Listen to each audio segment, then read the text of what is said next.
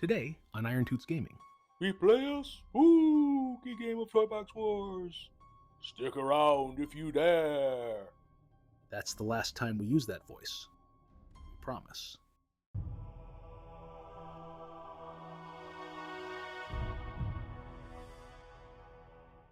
Welcome to Iron Toots Gaming. I'm your host, the Iron Toots. Today we celebrate Halloween by playing a horror-themed game of Toy Box Wars. Hrothgard Castle has always had a sinister reputation. Known for dark pacts with forbidden powers, the castle has stood dormant for many generations. Lately, the dead buried on the castle grounds rise from their graves to menace the living. The local constabulary has offered a bounty, 10 crowns a head. 2 heroic warbands seek to collect, braving both the danger of each other and the shambling hordes. Today's game will be a 60-point game, played at 1-inch BDD. In order to represent the hunt for the undead, we will be playing Flora-Fauna Bounty from the rulebook. Flora-Fauna Bounty utilizes hostile flora-fauna, game pieces not belonging to any player who are hostile to all sides of the conflict. The goal of the scenario is to hunt and destroy these game pieces. Once destroyed, each flora-fauna leaves behind a critical item, which can then be collected by a game piece controlled by a player. The army, which is in possession of the most critical items at the end of the game, is the winner. Of course, picking up a critical item is one thing, keeping a hold of it is another. The warbands are divided into 2 groups, Thordic's Marauders and Sir Gawain's Stewards of Light. We'll skip complications for this video, we've got enough going on as it is. After placing the initial zombies and scattering them as per the scenario, we roll for the first turn. Sir Gawain's Stewards of Light win the first initiative roll, and Varric the Troll Slayer takes the game's first action. Varric the Troll Slayer has come seeking death in battle. He wields a massive rune axe, but wears no armor. His Berserker Fury gives him the fearsome charge advantage. He breaks cover, then breaks necks, easily slaying the zombie in front of him, who is replaced with a critical item, representing the zombie's head. Although the zombie is dead, Sir Gawain's forces have not claimed any victory points. It will take a tactical action to claim the zombie's head, something Varric is currently out of. The Marauders win the next initiative, and Argon the Dragoon takes his turn. Argon the Dragoon benefits from a number of advantages. He can leap into combat using the jump movement ability, and benefits from fearsome charge when he does so. His spear grants him extra reach. He is protected by extra armor level 2. His cost is controlled with both the heavy body and heavy weapon disadvantage, reducing his jump distance from 5 BDD to 3. He leaps to a spot providing better cover from incoming fire, then skewers the zombie. Similar to Varric, he can claim the kill, but the victory point needs to be picked up later. Despite rolling fewer dice, the Marauders win the initiative again, netting Sir Gawain's group an initiative balance point. Thordic the Barbarian goes next. Thordic the Barbarian leads Thordic's Marauders. Go figure, he leads with authority though. Swinging his mighty axe in a wide arc allows Thordic to slay all who oppose him. To claim a critical item such as a zombie head, a game piece has to move next to it, and expend a tactical action to pick it up. Thordic does so, claiming a point for the Marauders, assuming he still has it at the end of the game. The Stewards win the next initiative, and Becca the Archer takes an action. Becca the Archer is dedicated to her skill with the bow above all other concerns. She can fire 2 shots, but has no melee attacks. She moves into cover and puts her bow to good use, dropping a 3rd zombie. The Stewards get another turn, and Cecilia the Sorceress jumps in. Cecilia the Sorceress knows the ways of thunder magic. Her chain lightning can arc from person to person, hence the rapid fire ability. She is too far away from the critical item to reach it with just a movement action, so she makes an advance move and fires on Sigurd, one of Thordic's people. Sigurd makes her cover save and has extra armor level 1, so Cecilia needs 6s, none found on that roll. The Marauders get another go, and Delthir the Ranger takes a shot, first figuratively, then literally. Delthir is good with both a sword and a bow. He ignores penalties for moving through cover, hence the levitation movement type. He makes an advance move to fire on Varric the Troll Slayer, but can't quite connect. Sir Gawain's Stewards of Light win the next initiative, and Sir Gawain himself takes an action. Sir Gawain has commanded the Stewards of Light for some time. He is armed with a broadsword. His great helm can be used to deliver a devastating headbutt, and his ancient suit of armor grants him extra armor level 2. Sir Gawain double moves toward Hrothgard Castle. Stewards get another turn, and Sir Gawain's minstrel Edmund takes action. Edmund the Minstrel is not the most combat-oriented member of the group, but he's good for maintaining morale If anyone runs away, you can bet he won't stop singing about it. Edmund double times it to keep up with his lord. The stewards get a third turn, granting Thordic's marauders an initiative balance point. They activate Handel the Thane. Handel the Thane is also seeking battle, but hopes to survive it. He hits less hard than Varric, but is more durable with extra armor level 2. Handel charges out of cover to stand next to Varric. He had to double move to get where he is, and so normally could not pick up the critical item Varric created when he killed the zombie. But the stewards use their initiative balance point to activate the Yoink ability, which allows a game piece to pick up a critical item without expending a tactical action. The marauders finally get another turn and activate Balthazar the Wizard. Balthazar the Wizard has mastered 2 deadly spells. Firebolt can be cast on the move, but only hits one target. Fireball, however, affects a wide area, but is too complex an incantation to be made while moving. Balthazar sees 2 dwarves within the radius of a fireball. Unfortunately, he's out of range, and the scatter dice are not his friend.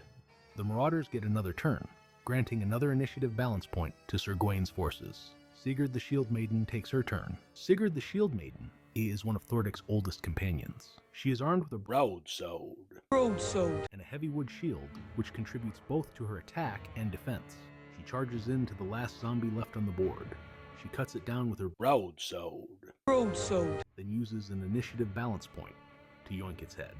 The marauders get to go again, giving another balance point to the stewards. Sister Agnes takes part in the battle. Sister Agnes is a relatively inexpensive build, armed with a modest warhammer and small shield. She's good for rounding out a points list, but not much else. She hears Sir Gawain and his people making their way around the back of the castle. She bravely moves to intercept. Last, and most certainly least, Bodkin the Standard Bearer takes his action.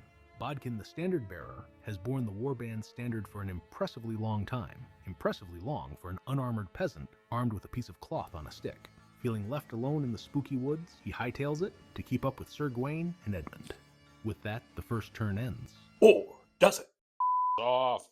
At the end of the turn, we roll a d6 for each spawning location, as well as the board edge to see if additional zombies show up. The zombie build for this game is your typical fast version. Their non-upright movement ability gives them a speed of 5 BDD. They hit hard, but have little defense. They are a moderate threat individually, but devastating in great numbers. 3 make an appearance, 1 at the edge of the graveyard, 1 near the guard tower, and 1 across the river, near Becca and Cecilia. The zombie in the graveyard and near the watchtower can only charge forward, but the one near the girls can reach Becca on a charge. Poor girl should have brought a melee weapon. Turn 1 ends with the marauders possessing 2 victory points and the stewards possessing 1. There are plenty of zombie trophies yet to grab, assuming they don't grab the adventurers first. Turn 2 begins with the stewards winning the first initiative roll. A glorious death in battle need not be a stupid one, so Varric breaks for cover from the elf's ranged assault. The marauders win the next roll. Deprived of a soft target, Delthir takes aim at a harder one, firing on Handel. Dwarven plate proves superior to elven steel, and Handel wards off the elf's shot. The stewards win the next initiative roll. Handel uses an initiative balance point to activate extra hustle, putting him in front of the castle gate.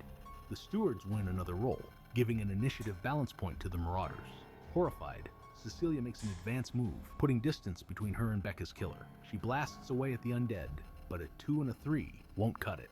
The marauders go again and activate the old wizard. He makes an advance move, targeting Handel with a fire blast. The dwarf makes his cover save, adding an additional +1 to his +2 defense bonus. Balthazar's magic is strong, but even he can't roll a 7 on 6-sided dice. The marauders go again, granting an initiative balance point to the stewards. Thordic is growing uncomfortable with the zombie at his back. He charges back into the cemetery and crushes the undead with a mighty blow. The stewards get a turn, and Sir Gawain continues his circle around the back of Hrothgard Castle. The marauders go next, and Sister Agnes acts. She charges into Sir Gawain, hoping to end the threat by slaying the warband leader. The Stewards of Light have an initiative balance point, which Sir Gawain uses to countercharge and counterattack. Sister Agnes struggles to pierce Sir Gawain's defenses. The knight has more success. The stewards go next, and Edmund has to hoof it to keep up with his lord. The marauders get another turn, another charge, another yoink, and Sigurd the Shield Maiden scores another point for her side. Bodkin brings up the rear again. Sir Gawain sends him to the front of the castle to support the 2 dwarves there. At the end of the turn, 2 more zombies appear.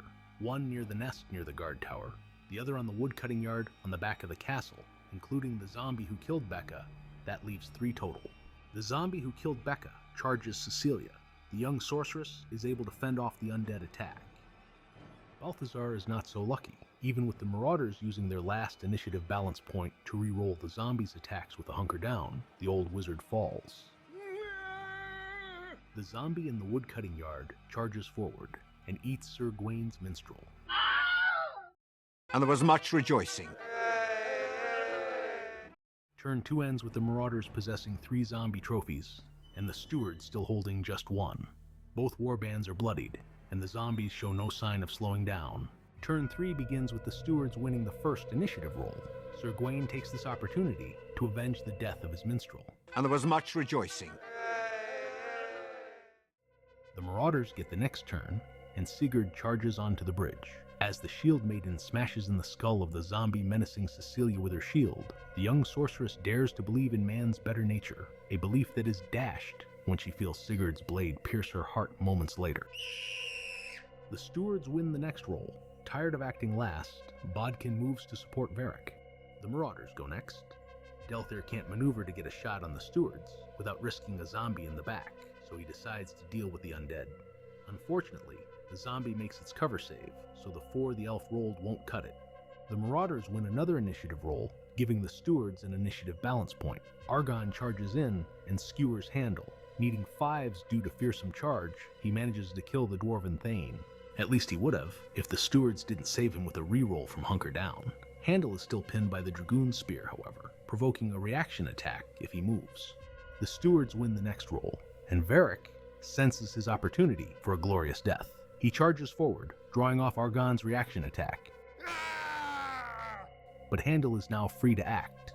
The Marauders win the next roll. Thordic is too far away from the action to contribute, plus 10 crowns is 10 crowns after all. Handel finally gets to act. He charges into battle with Argon, who cannot spear him, as he is out of reaction attacks. The Dwarf Thane can't find the 6 he needs to fell the Dragoon, but at least the Dragoon can't use his extended range advantage. At the end of turn 3, 4 zombies appear, 1 out of the nest in the cemetery, 1 out of the nest near the old well, and 2 in the far corner on either side of the creek. The 2 near the creek both charge the bridge occupied by Sigurd, who begins to wonder if she was too hasty in killing Cecilia. The one Delthair shot at charges at him through the woods. It can't reach him yet, but is growing too close for comfort. The zombie in the cemetery charges Thordic. It comes close, but can't quite drop the mighty barbarian. The same can't be said of poor Bodkin. He puts up a valiant effort, but armed with just a standard, he never stood a chance. He might as well be armed with a stop sign. Hey! No! Shut up! Oh, man. Turn 3 ends, with the Marauders up 4 victory points to 1. However, every victory point is under threat, either from the undead or a hostile warband member. Thordic's Marauders win the first initiative at the start of turn 4. Argon wastes no time attacking Handel, but can't find the 6 to bring the dwarf down. The Marauders win the initiative roll again, and Thordic acts next. He brings his mighty axe down on the zombie in front of him, slaying it easily. The Stewards get an action, and Sir Gawain takes his turn. He picks up the head of the zombie he killed, doubling his warband's victory points. The Marauders end up acting again, and Sigurd takes her turn. Stuck between a rock and a hard place, Sigurd moves inward, closer to her allies. She kills the zombie in her way, but still has one on her heels. Handel gets an action, and swings back at Argon. He attacks with everything he has, finding a 6 to take the Dragoon down. He then braces himself for the elf's arrows and the zombie's claws. But Delthair does not want to be caught between a hungry zombie and an angry dwarf. He takes an advance action towards Thordic, firing on the zombie as he does so. The zombie makes its cover save, but Delthair's arrow still hits home. At the end of the turn, 2 zombies appear, one in the open field south of the graveyard, and one at the nest near the creek. This brings the total number of zombies on the board to 4. The newly emerged zombie joins its fellow, and the 2 charge the Shield Maiden. Sigurd is a skilled swordswoman, but fending off 2 zombies proves to be too much for her. The zombie that killed Bodkin charges Handel. The Thane owes a keg of fine ale to his armor, as the Dwarven plate saves him once again. Turn 4 ends with the game tied up at 2 points each. With 1 zombie for each remaining adventurer, winning is quickly becoming a secondary consideration to surviving. Turn 5 begins with the Marauders. Delthair would love to fire into the melee between Handel and the undead, but that would leave him too close to the zombie bearing down on his position. He falls back, shooting as he does so, but his shot is rushed and goes wide. The stewards win the next roll, and Handel dispatches the zombie trying to kill him. 10 crowns sit at his feet, but death closes in from the bridge. The stewards win another initiative roll, granting the marauders an initiative balance point. Sir Gawain maneuvers to the far corner of the castle, both to get closer to his enemies and farther from potential zombie attacks. Thordic takes his turn at the end of the round. Using that initiative balance point to yoink a third zombie head, he hightails it in to the corner of the graveyard, where he hopes to find safety. The fool. At the end of the turn, a zombie appears on the path to the castle, and another crawls from the nest near the guard tower. All the zombies run towards Hrothgard Castle, as if someone rang the dinner bell. Turn 5 ends with the marauders regaining the lead, 3 points to 2. There are plenty of victory points on the board, for those brave enough to claim them. Turn 6 begins with the stewards taking an action. Handel could grab the zombie trophy in front of him, but he would never be able to outrun the advancing undead. He decides instead to head for the back of the castle, away from the advancing horde. The marauders get a turn, and Thordic takes his action. He decides the corner may not be so safe with Sir Gawain lurking about, and repositions himself near the statue of the great Cthulhu. Sir Gawain goes next, and makes it to the corner of the castle. He can't reach Thordic without being shot by Delthair, so he bides his time. But Delthair is too busy fighting for his life to notice. He drops back, managing to destroy the closest zombie, but knowing more are on the way.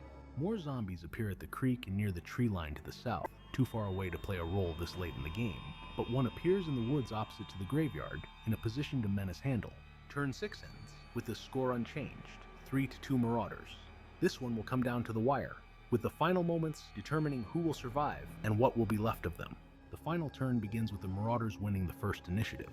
Delthair makes for the safety of the fenced-in cemetery, shooting down another of the undead and blocking the path to his warband's leader. The stewards win the next roll, and Handel takes his action. He decides if he's going to die, then he'll die fighting. He charges the zombie and cuts it down, wistfully staring at the victory point he lacks the action economy to claim. The stewards win another roll, granting the marauders an initiative balance point. Sir Gawain, realizing he cannot reach Thordic, charges Delthair. There are a number of actions which could be taken to save the elf's life, but 30 crowns is 30 crowns. Better to save the initiative balance point in case zombies show up. Thordic moves to a more defendable position, deeper in the graveyard, hoping to make his escape with his fortune. Zombies do appear in both the graveyard and the back of the castle. No zombie has the movement to reach the remaining adventurers, but some come too close for comfort. With that, the marauders win, 3 victory points to 2.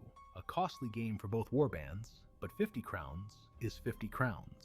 We hope you've enjoyed this special Halloween-themed game of Toy Box Wars. If anything in today's game seemed unclear, feel free to ask in the comments below. Or if there is anything you'd like to see in a future game, feel free to make a request. If you're interested in picking up a copy of Toy Box Wars, it's for sale at IronTootsGaming.com, link in the description below. As you can see, Toy Box Wars allows you to play what you want, how you want, any time of year you want. Thank you for joining us. Have a happy Halloween, and never stop playing.